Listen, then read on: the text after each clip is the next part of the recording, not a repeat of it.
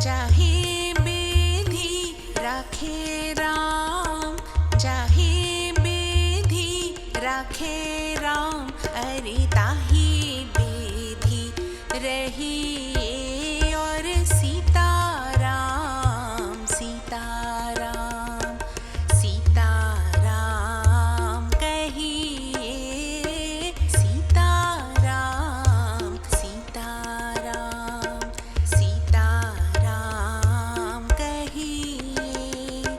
जाहि विधि राखे राम, ताहि विधि रहिए और सीताराम सीताराम सीताराम कहिए।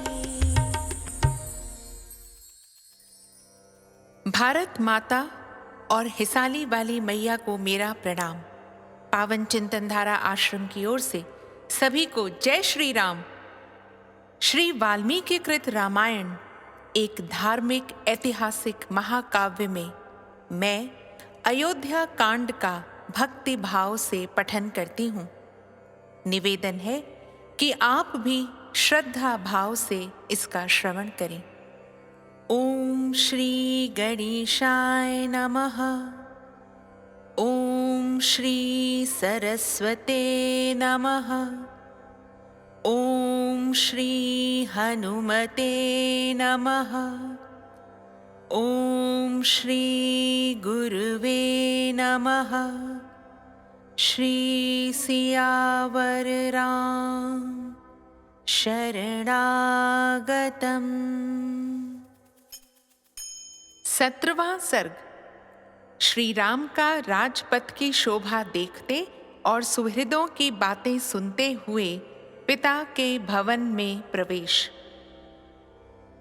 इस प्रकार श्रीमान रामचंद्र जी अपने सुहृदों को आनंद प्रदान करते हुए रथ पर बैठे राजमार्ग के बीच से चले जा रहे थे।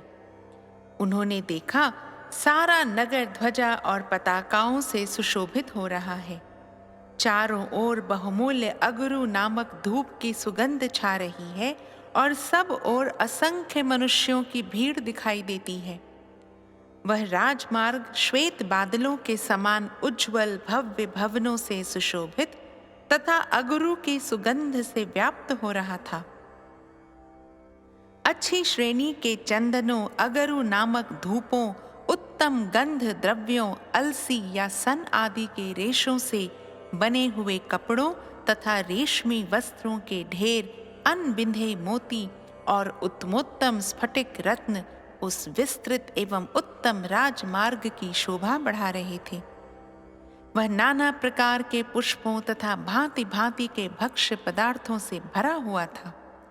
उसके चौराहों की दही, अक्षत, हविष्य, लावा, धूप, अगर, चंदन, नाना प्रकार के पुष्पहार और गंध द्रव्यों से सदा पूजा की जाती थी। स्वर्गलोक में बैठे हुए देवराज इंद्र की भांति रथारूढ़ श्री राम ने उस राजमार्ग को देखा। वे अपने सुहृदों के मुख से कहे गए बहुत से आशीर्वादों को सुनते और यथा योग्य उन सब लोगों का सम्मान करते हुए चले जा रहे थे। उनके हितैषी सुहृद कहते थे, रघुनंदन, तुम्हारे पितामह और प्रपितामह, दादे और परदादे जिस पर चलते आए हैं, आज उसी मार्ग को ग्रहण करके युवराज पद पर अभिषिक्त हो आप हम सब लोगों का निरंतर पालन करें। फिर वे आपस में कहने लगे, भाइयों, श्री राम के पिता तथा समस्त पितामहों द्वारा जिस प्रकार हम लोगों का पालन पोषण हुआ है, श्री राम के राजा होने पर हम उससे भी अधिक सुखी रहेंगे। यदि हम राज्य पर प्रतिष्ठित हुए श्री राम को पिता के घर से निकलते हुए देख लें, यदि राजा राम का दर्शन कर लें, तो अब हमें इहलोक के भोग और परमार्थ स्वरूप मोक्ष लेकर क्या करना है। अमित तेजस्वी श्री राम का यदि राज्य पर अभिषेक हो जाए तो वह हमारे लिए जैसा प्रियतर कार्य होगा, उससे बढ़कर दूसरा कोई परम प्रिय कार्य नहीं होगा। सुहृदों के मुंह से निकली हुई ये तथा और भी कई तरह की अपनी प्रशंसा से संबंध रखने वाली सुंदर बातें सुनते हुए श्री रामचंद्र जी राजपथ पर बढ़े चले जा रहे थे। जो श्री राम की ओर एक बार देख लेता वह उन्हें देखता ही रह जाता था। श्री रघुनाथ जी के दूर चले जाने पर भी कोई उन पुरुषोत्तम की ओर से अपना मन या दृष्टि नहीं हटा पाता था। उस समय जो श्री राम को नहीं देखता और जिसे श्री राम नहीं देख लेते थे वह समस्त लोकों में निंदित समझा जाता था तथा स्वयं उसकी अंतरात्मा भी उसे धिक्कारती थी। धर्मात्मा श्री राम चारों वर्णों के सभी मनुष्यों पर उनकी अवस्था के अनुरूप दया करते थे, इसलिए वे सभी उनके भक्त थे। राजकुमार श्री राम चौराहों, देव मार्गों, चैत्य वृक्षों तथा देव मंदिरों को अपने दाहिने छोड़ते हुए आगे बढ़े जा रहे थे। राजा दशरथ का भवन मेघ समूहों के समान शोभा पाने वाले सुंदर अनेक रूप रंग वाले कैलाश शिखर के समान उज्ज्वल प्रासाद शिखरों अट्टालिकाओं से सुशोभित था। उसमें रत्नों की जाली से विभूषित तथा विमानाकार क्रीड़ा गृह भी बने हुए थे जो अपनी श्वेत आभा से प्रकाशित होते थे। वे अपनी ऊंचाई से आकाश को भी लांघते हुए से प्रतीत होते थे। ऐसे गृहों से युक्त वह श्रेष्ठ भवन इस भूतल पर इंद्र सदन के समान शोभा पाता था। उस राजभवन के पास पहुंचकर अपनी शोभा से प्रकाशित होने वाले राजकुमार श्री राम ने पिता के महल में प्रवेश किया। उन्होंने धनुर्धर वीरों द्वारा सुरक्षित महल की 3 ड्योढ़ियों को तो घोड़े जुते हुए रथ से ही पार किया, फिर 2 ड्योढ़ियों में वे पुरुषोत्तम राम पैदल ही गए। इस प्रकार सारी ड्योढ़ियों को पार करके दशरथ नंदन श्री राम साथ आए हुए सब लोगों को लौटाकर स्वयं अंतःपुर में गए। जब राजकुमार श्री राम पिता के पास जाने के लिए अंतःपुर में प्रविष्ट हुए तब आनंद मग्न हुए सब लोग बाहर खड़े होकर उनके पुनः निकलने की प्रतीक्षा करने लगी। ठीक उसी तरह जैसे सरिताओं का स्वामी समुद्र चंद्रोदय की प्रतीक्षा करता रहता है। इस प्रकार श्री वाल्मीकि निर्मित आर्ष रामायण आदि काव्य के अयोध्या कांड में 17वां सर्ग पूरा हुआ। राम रामेति रामेति रमे रामे मनोरमे सहस्र नाम ततुल्यम राम नाम वरानने। 18वां सर्ग श्री राम का कैकई से पिता के चिंतित होने का कारण पूछना और कैकई का कठोरता पूर्वक अपने मांगे हुए वरों का वृतांत बताकर श्री राम को वनवास के लिए प्रेरित करना। महल में जाकर श्री राम ने पिता को कैकई के साथ एक सुंदर आसन पर बैठे देखा। वे विषाद में डूबे हुए थे, उनका मुंह सूख गया था और वे बड़े दयनीय दिखाई देते थे।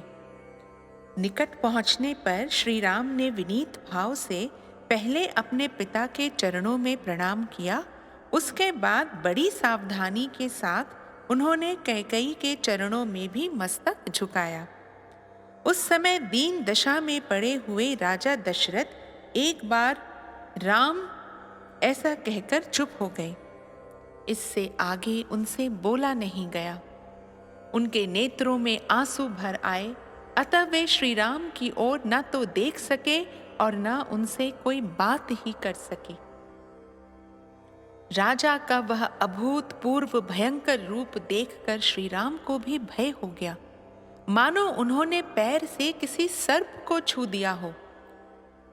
राजा की इंद्रियों में प्रसन्नता नहीं थी, वे शोक और संताप से दुर्बल हो रहे थे। बारंबार लंबी सांसें भरते थे तथा उनके चित्त में बड़ी व्यथा और व्याकुलता थी। वे ऐसे दिखते थे मानो तरंग मालाओं से उपलक्षित अक्षोभ्य समुद्र क्षुब्ध हो उठा हो, सूर्य को राहु ने ग्रस लिया हो अथवा किसी महर्षि ने झूठ बोल दिया हो। राजा का वह शोक संभावना से परे था। इस शोक का क्या कारण है, यह सोचते हुए श्री रामचंद्र जी पूर्णिमा के समुद्र की भांति अत्यंत विक्षुब्ध हो उठे। पिता के हित में तत्पर रहने वाले परम चतुर श्री राम सोचने लगे, आज ही ऐसी क्या बात हो गई जिससे महाराज मुझसे प्रसन्न होकर बोलते नहीं हैं। और दिन तो पिताजी कुपित होने पर भी मुझे देखते ही प्रसन्न हो जाते थे, आज मेरी ओर दृष्टिपात करके इन्हें क्लेश क्यों हो रहा है। यह सब सोचकर श्री राम दीन से हो गए, शोक से कातर हो उठे। विषाद के कारण उनके मुख की कांति फीकी पड़ गई। वे कैकेयी को प्रणाम करके उसी से पूछने लगे, माँ, मुझसे अनजान में कोई अपराध तो नहीं हो गया जिससे पिताजी मुझ पर नाराज हो गए हैं। तुम यह बात मुझे बताओ और तुम ही इन्हें मना दो। ये तो सदा मुझे प्यार करते थे, आज इनका मन अप्रसन्न क्यों हो गया। देखता हूं ये आज मुझसे बोलते तक नहीं है, इनके मुख पर विषाद छा रहा है और ये अत्यंत दुखी हो रहे हैं।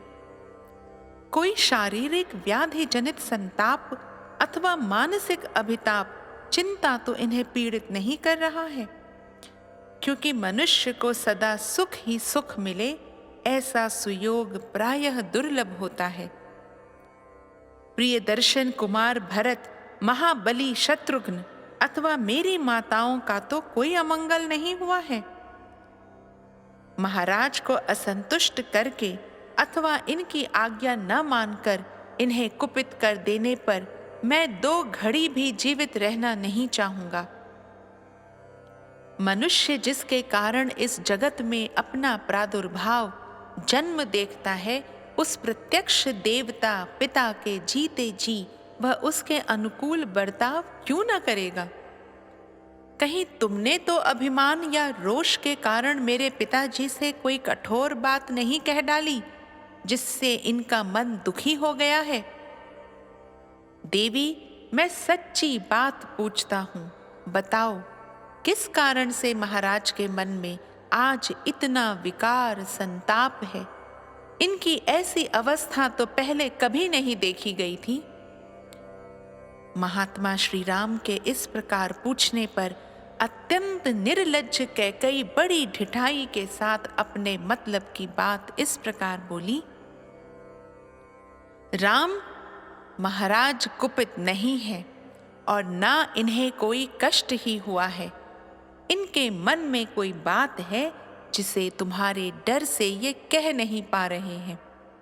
तुम इनके प्रिय हो, तुमसे कोई अप्रिय बात कहने के लिए इनकी जबान नहीं खुलती, किंतु इन्होंने जिस कार्य के लिए मेरे सामने प्रतिज्ञा की है उसका तुम्हें अवश्य पालन करना चाहिए।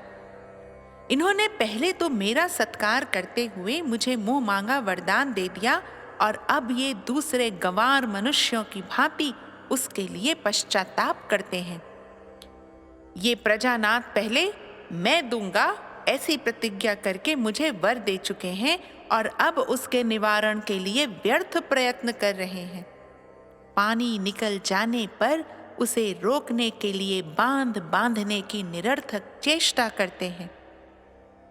राम, सत्य ही धर्म की जड़ है, यह सत्पुरुषों का भी निश्चय है। कहीं ऐसा न हो कि ये महाराज तुम्हारे कारण मुझ पर कुपित होकर अपने उस सत्य को ही छोड़ बैठे। जैसे भी इनके सत्य का पालन हो वैसा तुम्हें करना चाहिए। यदि राजा जिस बात को कहना चाहते हैं वह शुभ हो या अशुभ, तुम सर्वथा उसका पालन करो, तो मैं सारी बात पुनः तुमसे कहूंगी। यदि राजा की कही हुई बात तुम्हारे कानों में पड़कर वहीं नष्ट ना हो जाए, यदि तुम उनकी प्रत्येक आज्ञा का पालन कर सको, तो मैं तुमसे सब कुछ खोल कर बता दूंगी। ये स्वयं तुमसे कुछ नहीं कहेंगे। कैकई की कही हुई यह बात सुनकर श्री राम के मन में बड़ी व्यथा हुई। उन्होंने राजा के समीप ही देवी कैकई से इस प्रकार कहा, अहो धिक्कार है देवी, तुम्हें मेरे प्रति ऐसी बात मुंह से नहीं निकालनी चाहिए। मैं महाराज के कहने से आग में भी कूद सकता हूँ, तीव्र विष का भी भक्षण कर सकता हूँ, समुद्र में भी गिर सकता हूँ। महाराज मेरे गुरु, पिता और हितैषी हैं, मैं उनकी आज्ञा पाकर क्या नहीं कर सकता। इसलिए देवी, राजा को जो अभीष्ट है वह बात मुझे बताओ। मैं प्रतिज्ञा करता हूं उसे पूर्ण करूंगा। राम दो तरह की बात नहीं करता है। श्री राम सरल स्वभाव से युक्त और सत्यवादी थे। उनकी बात सुनकर अनार्या कैकई ने अत्यंत दारुण वचन कहना आरंभ किया।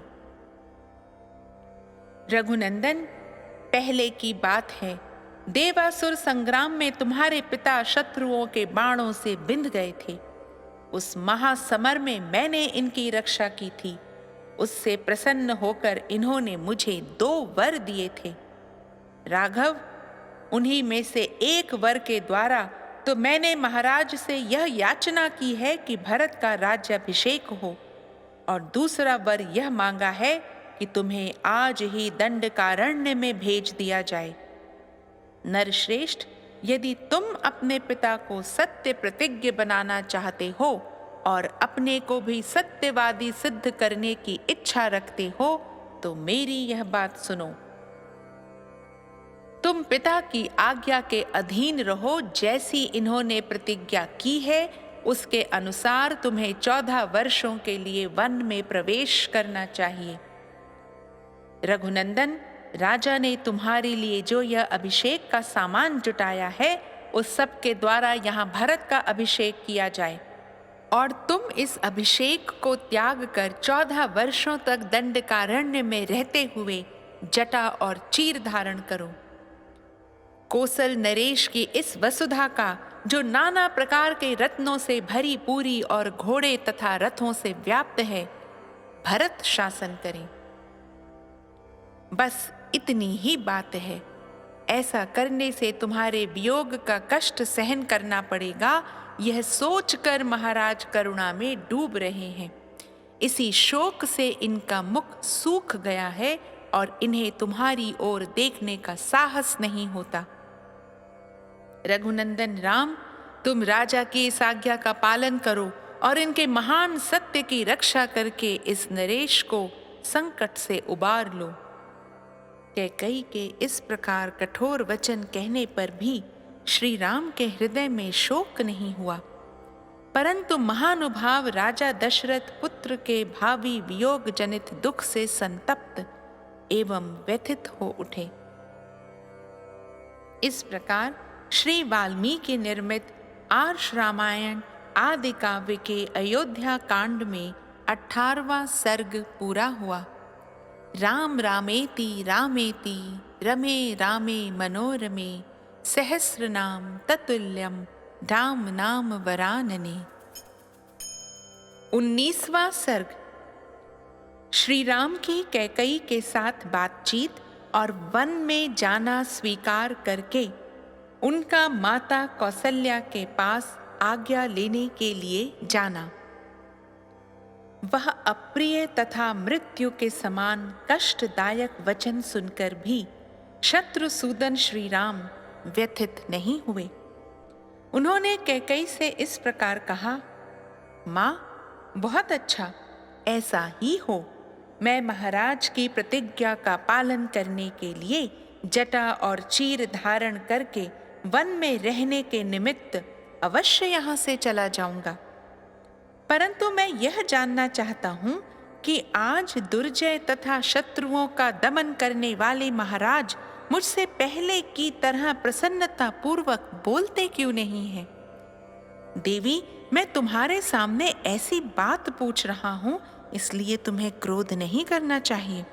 निश्चय चीर और जटा धारण करके मैं वन को चला जाऊंगा, तुम प्रसन्न रहो। राजा मेरे हितैषी, गुरु, पिता और कृतज्ञ हैं। इनकी आज्ञा होने पर मैं इनका कौन सा ऐसा प्रिय कार्य है जिसे निशंक होकर न कर सकूं?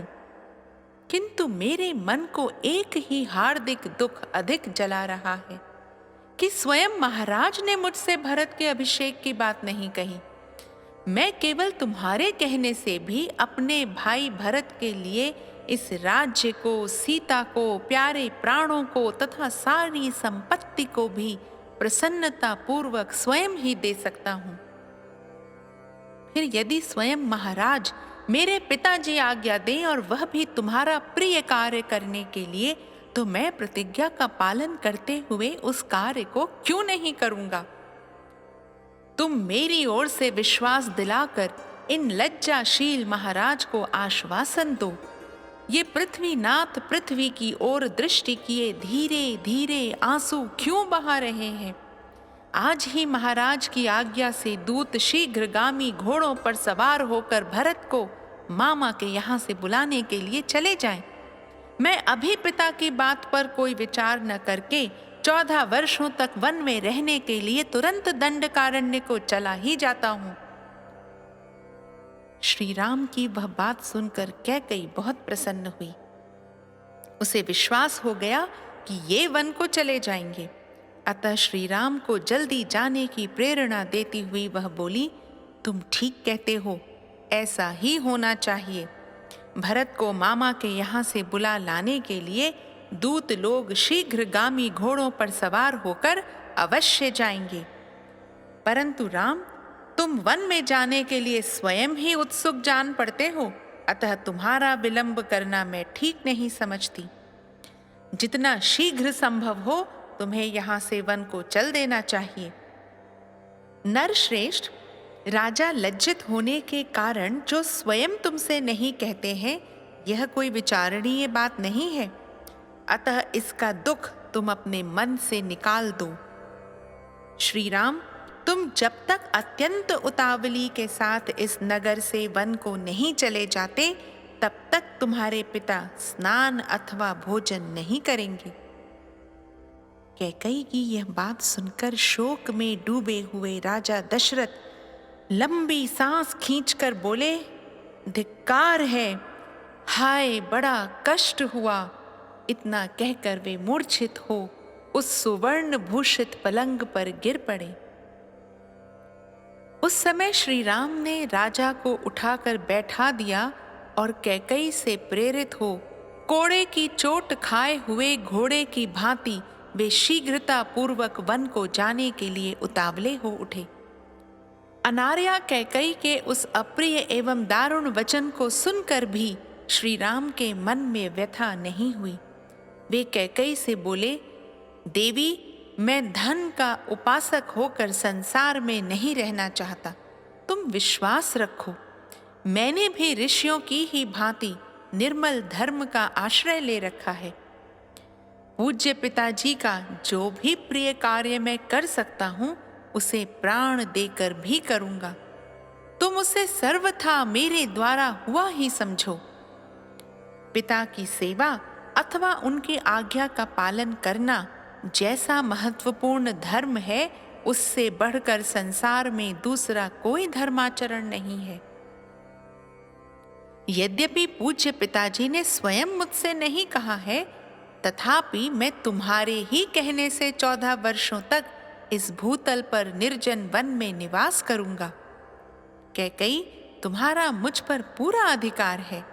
मैं तुम्हारी प्रत्येक आज्ञा का पालन कर सकता हूँ, फिर भी तुमने स्वयं मुझसे न कहकर इस कार्य के लिए महाराज से कहा, इनको कष्ट दिया।